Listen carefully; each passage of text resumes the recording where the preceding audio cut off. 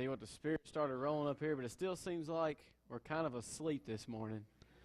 So if you would, we'll have everybody just stand up, and we're just going to have like 10 seconds of praise. Just give God praise for what He's done for you.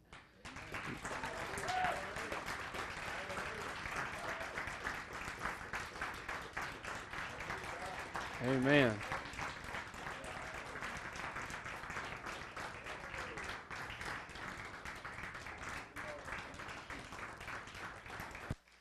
Regardless of the trials, regardless of what we've been through, we still serve a God that deserves our praise. This morning may be a little different, but that's okay. Yeah, I noticed Gary says that every Sunday morning. So I'm starting to wonder what normal is, because if it's always different, we never see what normal is. But like I said, it might be a little different this morning. The Lord kind of dealt with me a different way, and that's all the notes I got. So we'll see how this goes. But I'm going to start off with a question. How many of y'all had, for the past month, just had the absolute best month? Everything went exactly as you planned it, and it was all rainbows and unicorns all month long? Nobody. We've been through some trials, been through some battles. How many has prayed for something for a very, very long time and you've not yet seen the fruit of your prayer? I'm talking years. You've been praying for this thing, and you know beyond the shadow of a doubt that God could fix it all with just one word. That He could just speak the word and it would be fixed. All He'd have to do is just think it, and it would come to pass. And yet we're still praying for it. We still haven't seen the fruit of our prayers. It's an easy time to become discouraged. And it's an easy time to start letting Satan creep into our thoughts and creep into our minds. And we're going to talk a little bit about a man named Joseph this morning. And it's kind of funny. I was thinking, as I was trying to figure out where I was going to read, because the story of Joseph is really good, but it goes all the way from Genesis 37 to like 49. And I was thinking, hey, I can't really get past that 20-minute mark in my preaching yet, so if I read all of it, hey, I may break that barrier. But we're not going to do that, all right? I'm going to read just a little bit in 37 and just kind of give you a foundation here. If you don't know who Joseph is, Joseph was the son of Jacob, which Jacob was the son of Isaac, Isaac the son of Abraham. So Jacob had 12 sons. I don't remember all their names. There's Reuben, Gad, Dan, Levi, and Joseph and Benjamin, and a few others. But Joseph was the favorite because Joseph was of Rachel, which was Jacob's love, was Jacob's first love, okay? So, and it even says that Joseph was the favorite of his father, which naturally that caused some tension between Joseph and his brothers, okay? His brothers didn't really like Joseph because Joseph was the favorite. And then on top of that, Joseph had some dreams. And we're going to start on that in chapter 37 of Genesis, in the first verse. And Jacob dwelt in the land wherein his father was a stranger, in the land of Canaan. These are the generations of Jacob. Joseph, being 17 years old, was feeding the flock with his brethren, and the lad was with the sons of Bela, and with the sons of Zilpah, his father's wives. And Joseph brought unto his father their evil report. Now Israel, which Israel is Jacob, now Israel loved Joseph more than all his children, because he was the son of his old age, and he made him a coat of many colors. And when his brethren saw that their father loved him more than all his brethren, they hated him and could not speak peaceably unto him. And Joseph dreamed a dream, and he told it his brethren, and they hated him yet the more. And he said unto them, Hear, I pray you, this dream which I have dreamed. For behold, we were binding sheaves in the field, and lo, my sheaf arose, and also stood upright. And behold, your sheaf stood round about, and made obeisance to my sheaf. And his brethren said to him, Shalt thou indeed reign over us, or shalt thou indeed have dominion over us? And they hated him yet the more for his dreams and for his words.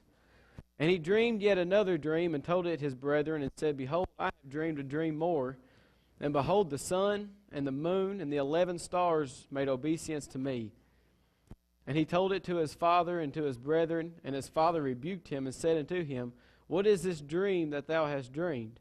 Shall I and thy mother and thy brethren indeed come to bow down ourselves to thee to the earth? And his brethren envied him, but his father observed the same. So here we have Joseph, and like I said, Joseph is the favorite, but God gives Joseph dreams. And this is not just like your everyday dream that we think of dreams. This is God's vision for Joseph.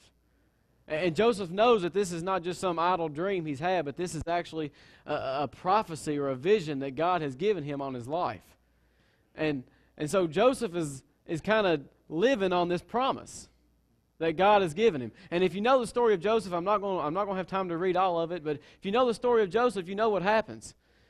His brothers hated him, so they started plotting against him.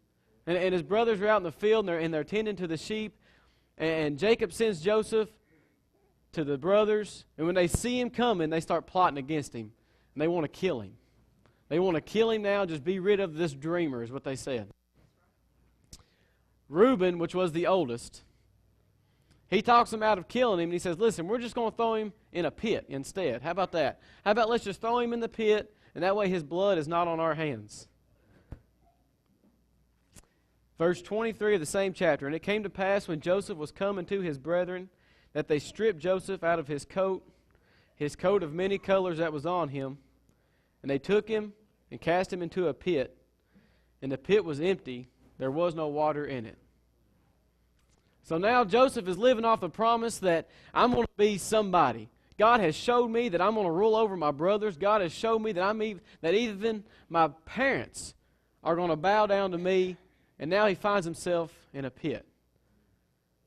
The Bible says there was nothing in this pit. And then it goes further and says there was no water in it. And that kind of got my curiosity, because to me it had been sufficient to say there was nothing in it, and that would have told me there was nothing in it. But then the Bible gets specific and says there was no water in it. And God began to work with this, and I'm going to jump around real fast, real quick. So, Bubby, you can keep up with me there. Isaiah 44:3. Isaiah 44:3. For I will pour water upon him that is thirsty, and floods upon the dry ground. I will pour my spirit upon thy seed, and my blessing upon thy offspring. John chapter 4, 13 and 14. Jesus answered and said unto her, Whosoever drinketh of this water shall thirst again. Whosoever drinketh of the water that I shall give him shall never thirst. But the water that I shall give him shall be in him a well of water springing up into everlasting life. Got one more here, John 7, 37 through 39. There we go. You go, Bubby. In the last day, that great day of the feast, Jesus stood and cried, saying, If any man thirst, let him come unto me and drink. He that believeth on me, as the Scripture hath said, out of his belly shall flow rivers of living water. But this spake he of the Spirit, which they that believe on him should receive, for the Holy Ghost was not yet given, because that Jesus was not yet glorified. All throughout the Bible, the water is symbolic of the Holy Spirit. Okay? So now if we put that in, Joseph finds himself in a pit where there's nothing, not even water. Not even, anybody ever been in that pit? Whenever you think that, God, you've promised me something great, and I know it. Your word says that I am the head and not the tail. Your word says that I am victorious, but yet here I find myself in a pit to where there is nothing, not even any water. I can't even feel your Spirit. God, where are you at? In Job, and I believe it's about the 24th chapter, Job begins to pray, and he says, God, I'm looking for you, and I can't find you. I go forward, and you're not there. I go backward to where you used to be, and you're no longer there. I go to the right and to the left, and you hide your face from me. Even Job, who the Bible called an upright and perfect man, got to a place where he could no longer feel the Spirit. We've all hit them dry places. We've all hit them places to where we know what we've been praying for, and we've been praying and praying and praying, and then it seems like things get worse. Joseph finds himself in a pit, and there's nothing in there. No, he feels nothing. It's dry. And I can just imagine him down there looking up at his brothers laughing at him. Tell us a dream now. Where's your dreams at now? Joseph, and I'm sure that in this part of the world, this is the desert, so I'm sure it's hot. Joseph looking up into the blazing sun, and I got to think that he asked the same question that every one of us would have asked in that situation. One word. Why? Why, God? You promised me something greater than this. You've promised me something that I was going to rule over my brothers, that I was going to rule over my parents, that my seed, I'm part of the seed of Abraham. We're supposed to be a great nation, and here I am in a pit. Why, God? You know, and I was reminded of another man who had a kind of the same problem, and I love this story. It's in, let me move my place.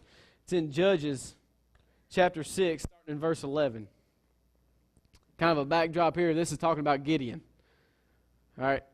The Midianites have overtaken Israel and steal all their crops. Every time that the harvest comes, the Midianites come in and steal all their food. And the Israelites are having to go into hiding to even try to make food for their families just so they don't starve. And that's where we pick up here. It says, "And there came an angel of the Lord and sat under an oak which was in Ophrah, that pertained unto Joash the Abiezrite, and his son Gideon threshed wheat by the winepress to hide it from the Midianites." So Gideon's threshing wheat, okay? And that's where and we watched a video of it in Bible school, I think, and that's where you actually take like a hammer and you hammer the wheat out, and the good part falls down, and you collect it up, and that's what you actually cook with. Okay? So here's Gideon. He's having to hide from the Midianites threshing wheat. And it says he's threshing wheat in the wine press, which is not where he's supposed to be threshing wheat at anywhere. He's supposed to be making wine there. So he's in a place hiding, trying to thresh wheat.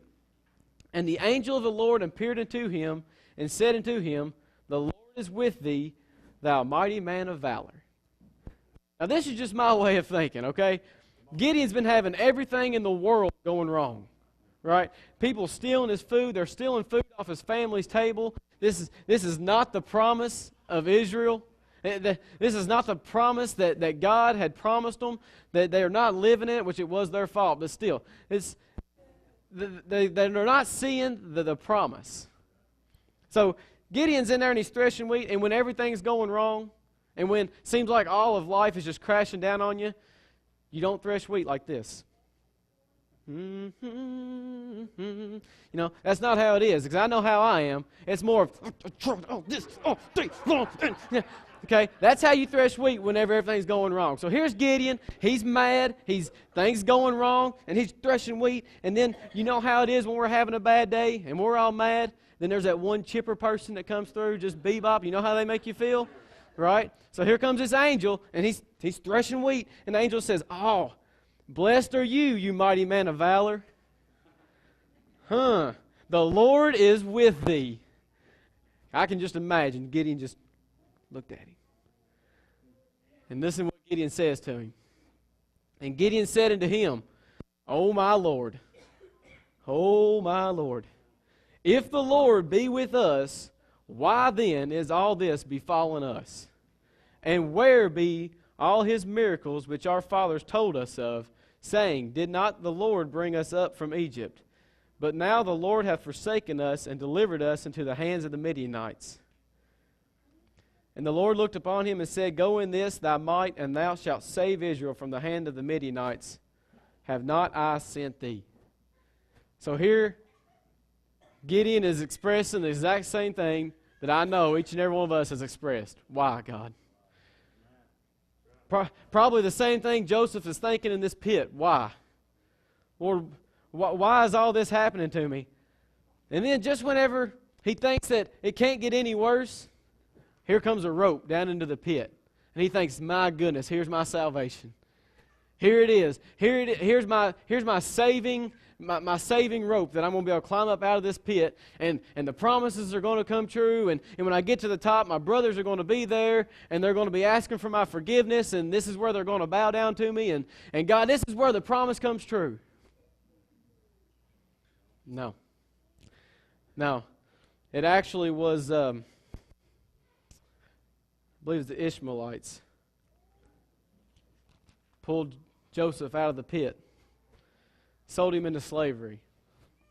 You ever had that happen? You think this is the answer to your prayer, and it turns out it's not. Lord, I've been praying for a new car forever. God, you know that I need a car to get back and forth to work. You know I need to be able to be, to have transportation. And finally you go and you get this car and you think, my goodness, this is exactly what I prayed for. And then you go out the next morning and the thing won't start. Anybody have one of those weeks? Here Joseph goes from the pit to slavery. Once again, why, God? Why? This is not the promise you've given me, God. This is not the life that I believe that you set out for me. But God's continually with him, and God's blessing him. And to kind of go through this, Joseph gets sold to Potiphar. Potiphar is captain of the guard for Pharaoh.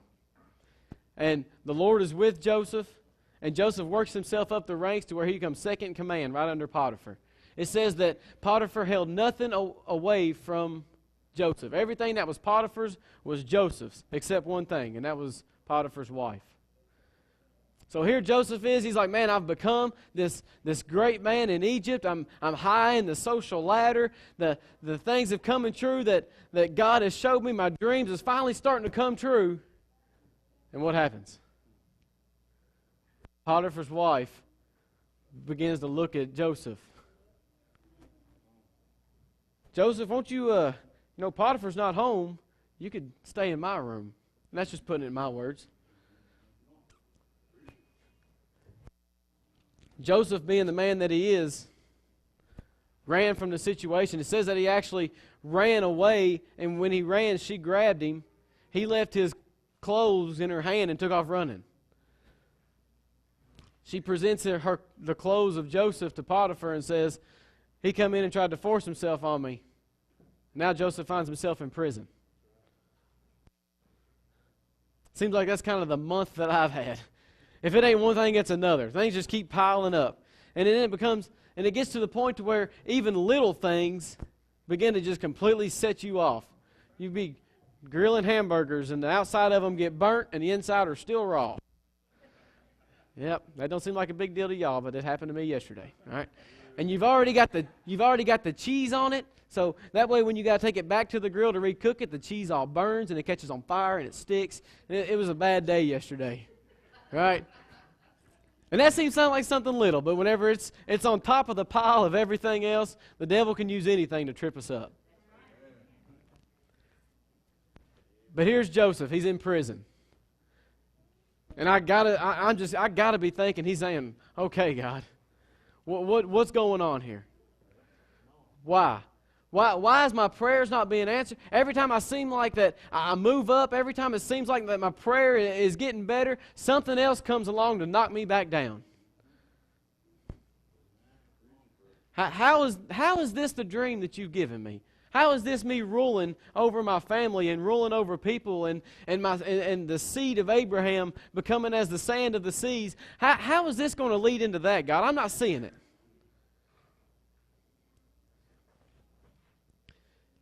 In prison, Joseph meets two men. One used to be the chief baker, and one is the chief butler of Pharaoh. And once again, God is with Joseph. And Joseph starts working his way up into prison, all the way to where the prison guard is trusting Joseph to overlook the other prisoners. Joseph has worked his way up that much because God is with him. One night, in the same night, the baker and the butler have a dream. And Joseph interprets the dream for them. One of them is, he says, within 3 days, you're going back to work, and within 3 days, you're going to be beheaded. That's your dreams. And in 3 days, you know what happens? One of them goes back to work, one of them gets beheaded. And I got to think, Joseph's like, okay, you give them dreams, and I had to interpret it for them, then their dreams come true, and here I am still in prison. Here I am still in this pit. Here I am still in not living the life that I know you've given me. Not too long after that, after the baker goes back to work, Pharaoh has a dream. And he dreams, and it's kind of a weird dream, but he dreams about 7 cows that come out of the river, and they're big and fat, and they look good, and they're eating. And then 7 scrawny, skinny cows come out and eat the big fat cows, and then the skinny cows don't get no fatter. Right? So the dream kind of freaks him out, and he starts asking who can interpret the dream. The baker, this is like 2 years after the baker gets out of prison. All of a sudden he remembers Joseph, and he says, you know what, there was one in prison with us who I think can interpret this dream. So Joseph goes and interprets the dream of Pharaoh and tells him about the 7 years of good soil and the 7 years of good harvest, and there's going to be 7 years of famine. Pharaoh sets Joseph second in command of all of Egypt. Right? I know we all know the story. Joseph, his job is to organize the storing of food for the first 7 years, and then the distribution of the food for the next 7 years of the bad years. And then one day his brothers come to him. And his brothers are starving and they need food. So he gives them food, and several things happen. We're not going to get on to all that.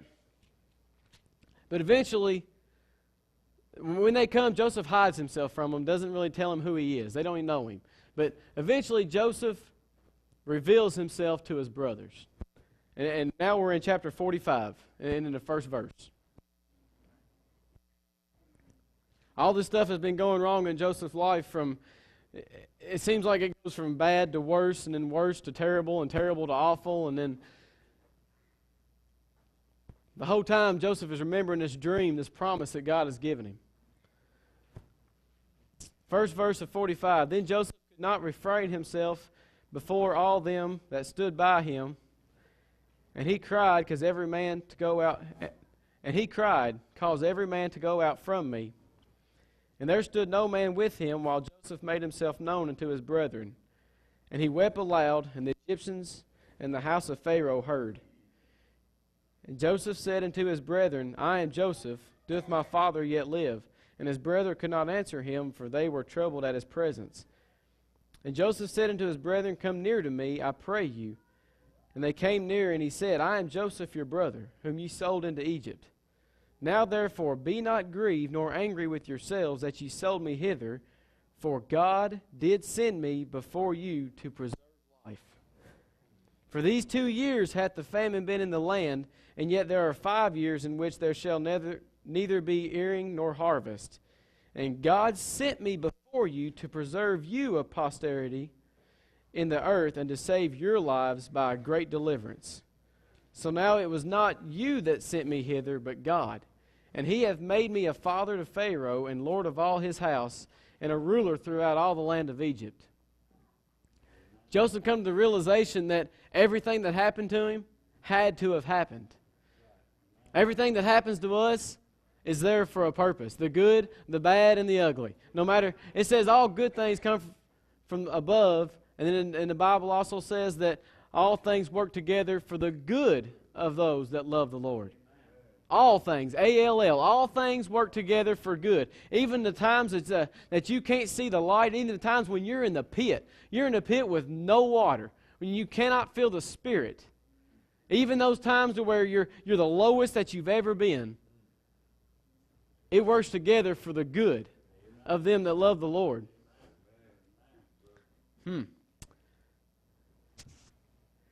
Joseph said it was not you, but it was God. It was not you, but it was God that sent me here. Can I just show you something this morning, that if it hadn't been for Joseph getting thrown in the pit, there would be no nation of Israel?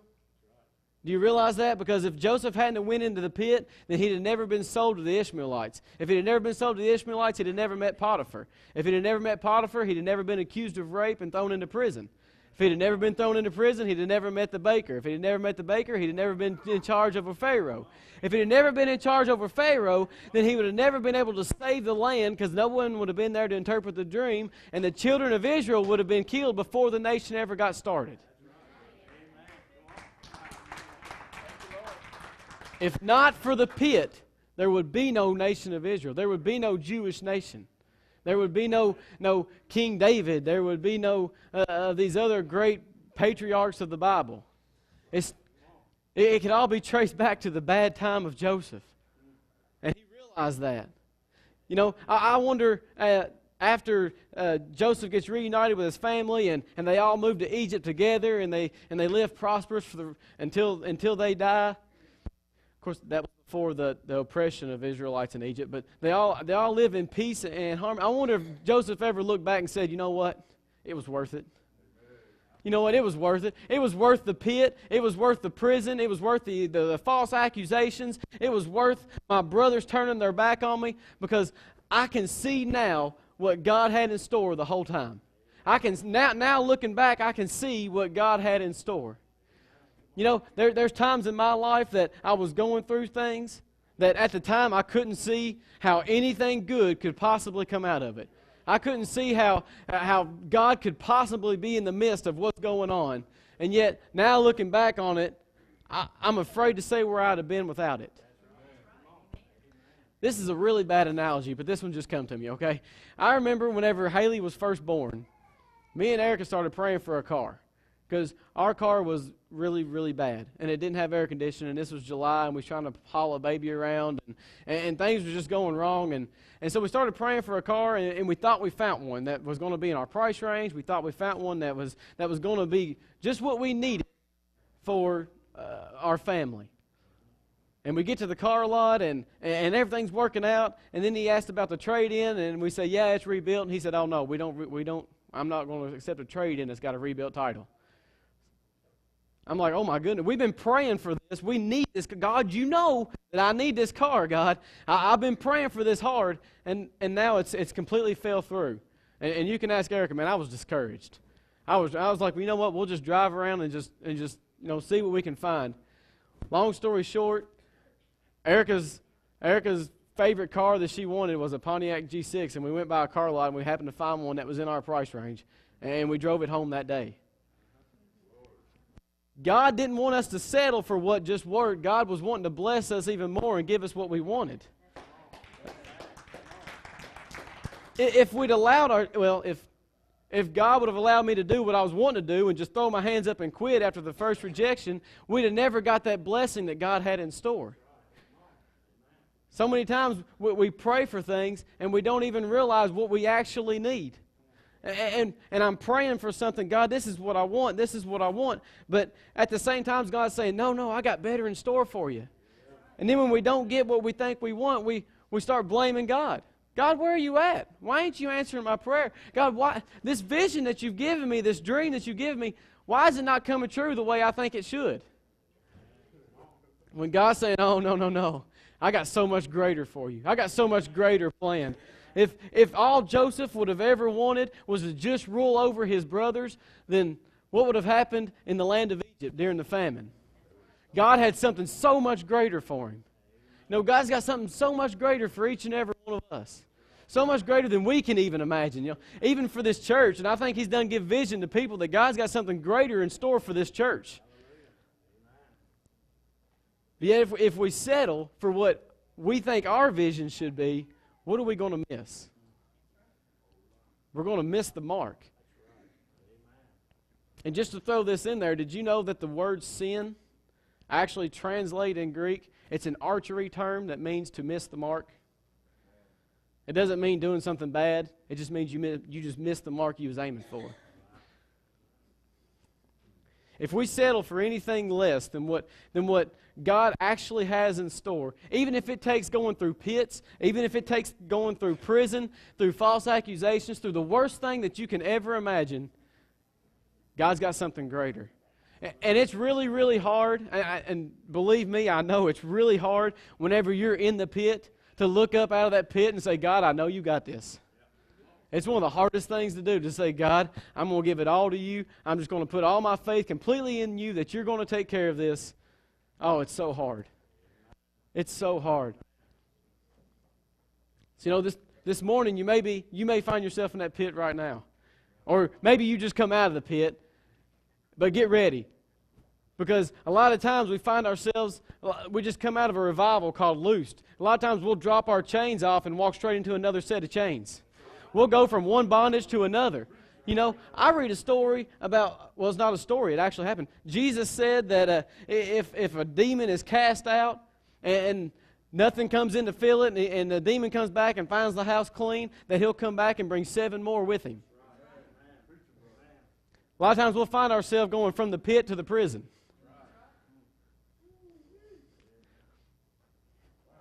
Joseph knew that there was something greater. And this whole time, you know, the Bible never tells me that Joseph questioned why God was doing this or why everything was happening to him, but I know how I would be.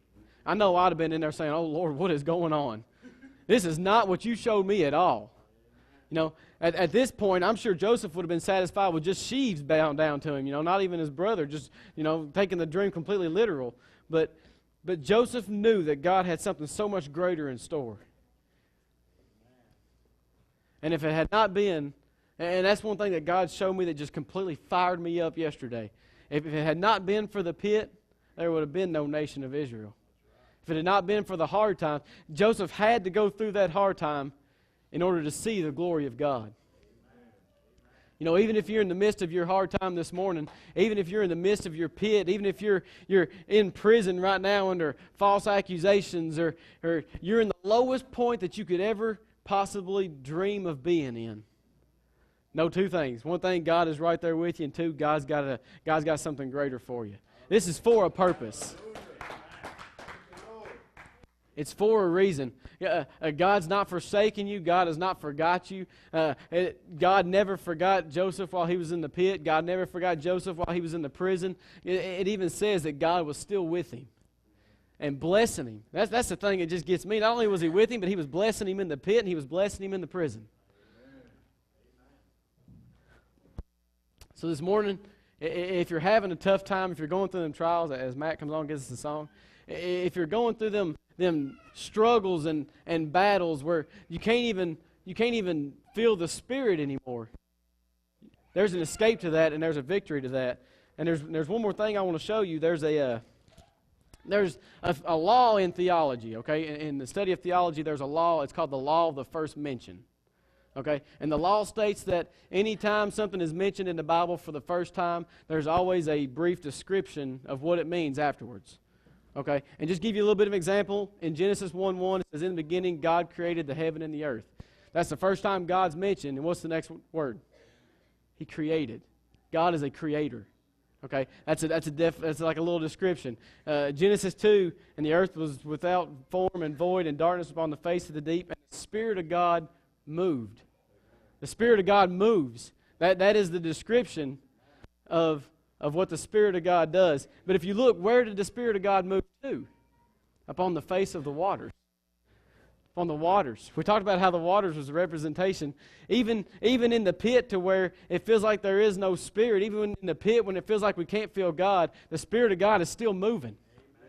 The Spirit of God's moving here this morning. So if you're in your pit, just reach out and grab it. Just come up here and get a hold of it. Am I promising that if you come up here and pray that you're going to be drawn out of your pit and all your dreams are coming true? No. But I will tell you that God's going to be right there with you, and that God's got something greater for you. Go ahead, Matt.